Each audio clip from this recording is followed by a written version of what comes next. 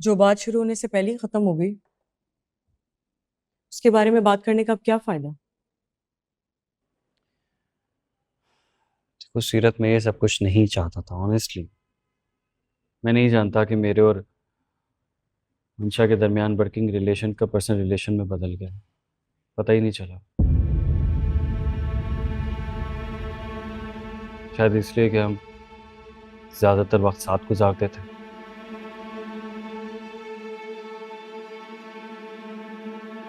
मैंने उससे बहुत समझाने की कोशिश की, लेकिन शायद वो खुद को रोक नहीं पाई। क्या आप खुद को रोक पाए? शायद नहीं। गलती हो गई ना, यही तो कह रहा हूँ, गलती हो गई मुझसे। मैं नहीं रोक पाया खुद को, वो मोमेंट ही ऐसा था। मैं मजबूर हो गया था, मुझे वो फैसला करना पड़ गया, वरना मैं शादी के चक्कर में नहीं पड़ना चाहता था। Trust me. ये बात आप मुझे पहले भी बता चुके हैं, लेकिन मैं इस बात को मानने के लिए अब भी तैयार नहीं हूँ। वो सीरत, तुम्हारे और मेरे दरमियान एक डिस्टेंस था जिसे मैंने कभी खत्म करने की कोशिश नहीं की, और उस डिस्टेंस को कभी तुमने भी ब्रिज करने की कोशिश नहीं की।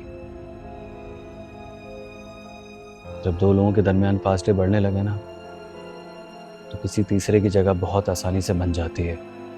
चले, तो फिर शायद ये भी मेरा ही कसूर हुआ कि मैंने डिस्टेंस खत्म नहीं किया और किसी तीसरे की आने की जगह बन गई। मेरी तरफ से रिश्ता कमजोर था ना, तो इसलिए टूट गया। लेकिन मैं आपको फिर भी जस्टिफिकेशन नहीं दूंगी, इसलिए आप भी मत दें। मैं तुमसे कह भी नहीं रहा कि तुम जस्टिफिकेशन दो। मैं सिर्फ ये कह रहा हूँ कि जो भी गलत फहमी है या जो भी गलती है, तुम प्लीज उसे भूल जाओ। मैं अजाला करने के लिए तैयार हूँ। कैसे करेंगे आप अजाला? कैसे? मंशा को डाइवोर्स देके या मेरे साथ ताल्लुक खत्म करके? ऐसा कौन सा तरीका है जो इस गिरदाव से आप निकलेंगे? एक तरीका है, अगर तुम मंशा के लिए अपने दिल में थोड़ी जगह बना लो, और मैं जानता हूँ कि तुम ऐसा कर सकती हो। ऐसा आप इसलिए कह रहे हैं ना क्योंकि आप उससे प्यार करते हैं। सीरत, वो बहुत इमोशनल है, कभी भी कुछ भी कर सकती है। इस वक्त उसके लिए पीछे हटना बहुत मुश्किल होगा। पहले ही वो 2 मरतबा सुसाइड अटेम्प्ट कर चुकी है। हाँ, क्योंकि वो आपसे प्यार करती है। तो शुजा हो गया ना फैसला। आप दोनों के दरमियान मैं बीच में खामखा हूं। जो रिश्ता एहसास, मोहब्बत और भरोसे से खाली हो ना, वो ज्यादा दिन तक नहीं चलता। तो इसलिए इस बहस का कोई फायदा नहीं है। हम अपने रास्ते अलग करते हैं और इस रिश्ते को खत्म करते कुछ खत्म नहीं होगा। मेरे लिए ये रिश्ता बहुत मायने रखता है। ऐसा कुछ भी नहीं होगा सीरत, नहीं होगा ये रिश्ता खत्म।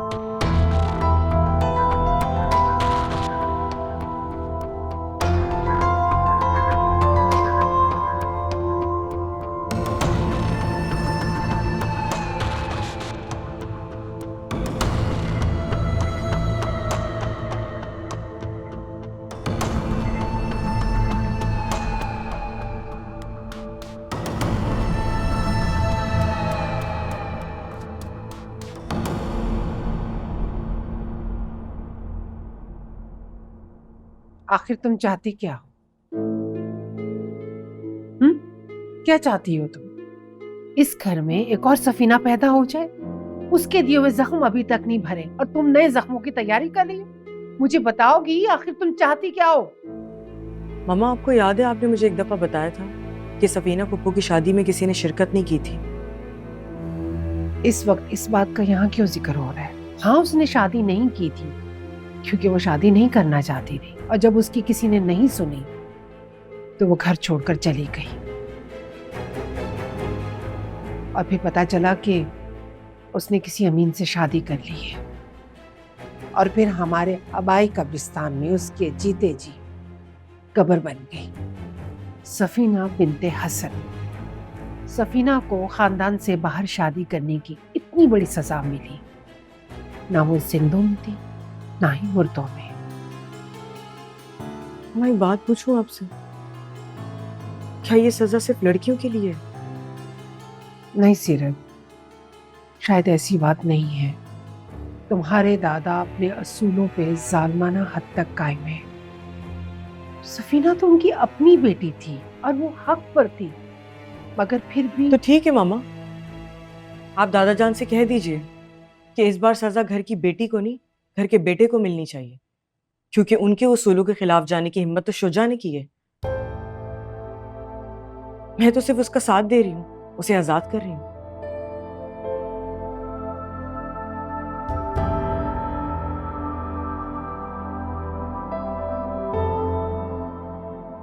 आज मैं तुम्हें इस खानदान की एक हकीकत बताती हूँ।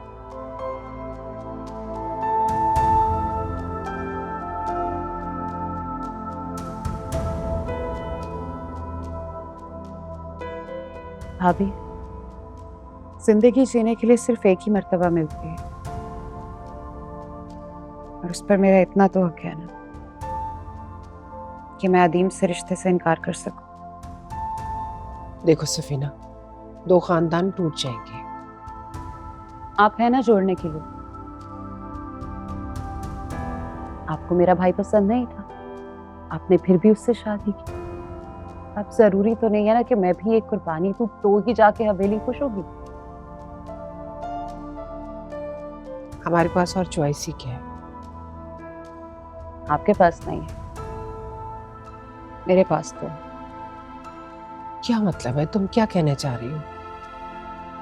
देखो सफीना, तुम अच्छी तरह जानती हो मुझे इन बातों से बहुत डर लगता है। मेरा स्टेमिना तुम्हारी तरह इतना स्ट्रांग नहीं है, और वैसे भी वो दोनों बहुत क्लोज है। अमीन पसंद करता है मुझे, शादी करना चाहता है। वो तो अपने अब्बू को भेजना चाह रहा था, लेकिन मैंने रोक दिया। अमीन वही जो तुम्हारा क्लास फेलो था? अता मोहम्मद का बेटा? अच्छा किया तुमने उसको यहाँ आने से रोक दिया है, वरना घर में एक और हंगामा खड़ा हो जाता।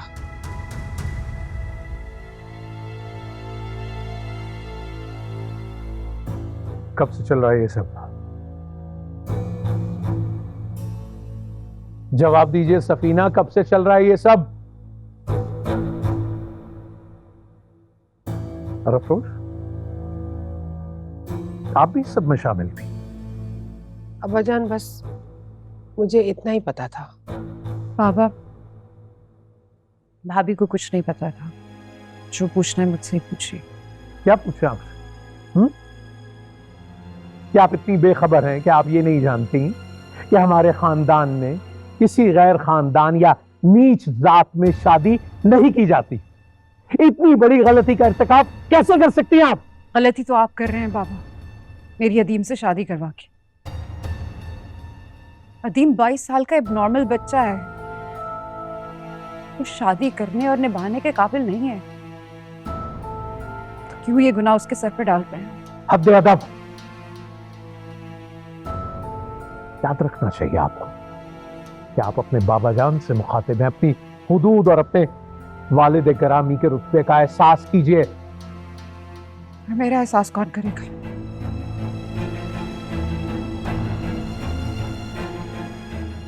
आप अदीम के साथ मेरी शादी करवा रहे हैं, ये एहसास नहीं, बेइज्जती है मेरी। आपने मुझे पढ़ाया, लिखाया, इस काबिल बनाया, दुनिया दिखाई कि मैं अपना अच्छा बुरा खुद समझ सकूं, तो फिर मेरे साथ ये जुल्म क्यों कर रहे? गलत किया हमने, बिल्कुल गलत किया।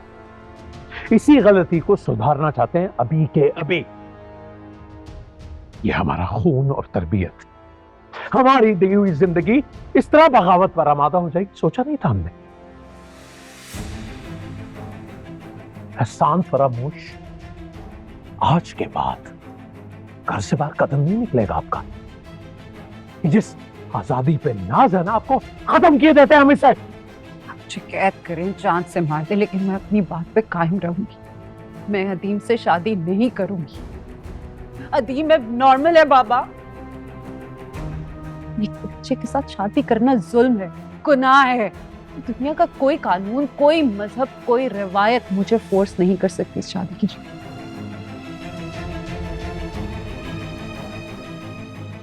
आपकी शादी अदीम से होगी और ये हमारा आखिरी फैसला है। मैं मर जाऊंगी लेकिन अदीम से शादी नहीं करूंगी। समझिए, मर गई आप हमारे लिए।